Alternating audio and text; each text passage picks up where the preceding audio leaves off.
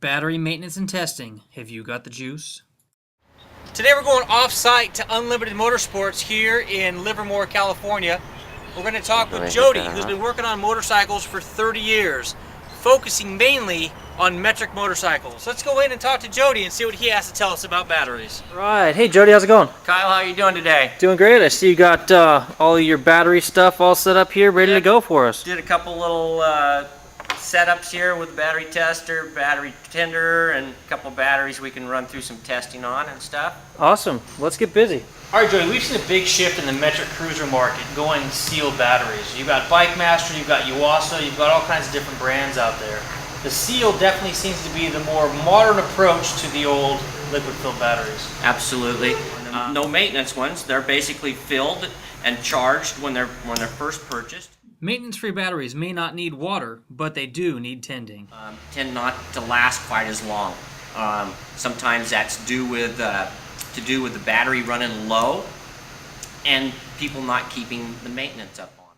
Maintenance for a sealed battery means keeping it fully charged. You know, one thing is motorcycles are designed to maintain a charge in a battery, not to replace a charge in a battery. So in other words, if you have a dead battery, you must put it on a trickle charger about 1.5 amps, boost that battery, and then that motorcycle will maintain that battery. But if the battery is dead, it won't really replace a good charge in the battery, and it makes the motorcycle work overtime on trying to keep that bad battery going. So that would be a misconception then. I was under the impression that the stator and the regulator rectifier were meant to not only replace, but if the battery drains low, it goes ahead and replenishes.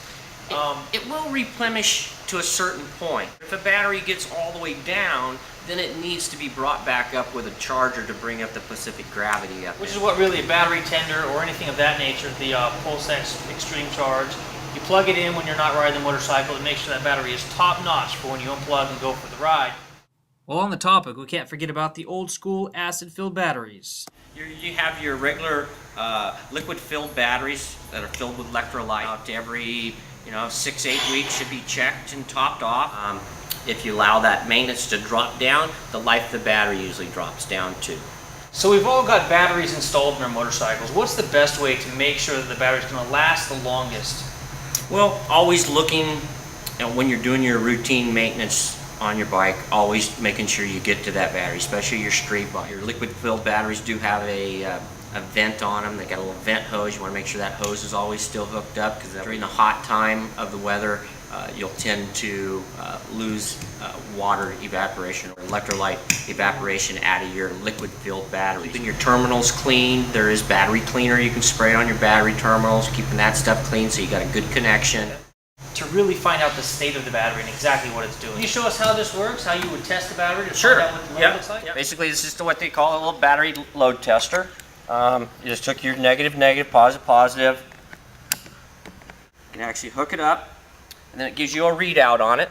Like this one's reading 12 volts, and then it's got like a trigger here that you pull. And now, as you can see, this one's dropping down, and the more I hold this, it's heating it up and putting a load to it, and it's dropping the meter down there, and it's going to bad. And then that, basically, with it releasing, it's telling me it still has some sort of charge. So is what I would do with this battery before I replaced it would be to give it about a 3 to 4 hour, 1.5 trickle charge, and then I would reload test it again. And as long as it stayed up into the green when I load tested, it should be good enough to operate and run on a motorcycle. So what you're saying is you would recommend that if they think that there's a battery issue, take the battery to the shop, have the shop test it to see where it hits as far as load goes. Absolutely. Now, is there a general life cycle or lifespan for a battery? You know, on a good maintenance battery, you should be able to get somewheres at about 3 years of regular good maintenance on a battery. Well, thank you, Jody, for your time today and for walking through us battery maintenance here at the shop. We appreciate your time, and thank you very much. Thank you, Kyle. Thank you for watching this week's Cruiser Customizing Battery Tip of the Week with special guest Jody from Unlimited Motorsports. Until next week, take care and ride safe.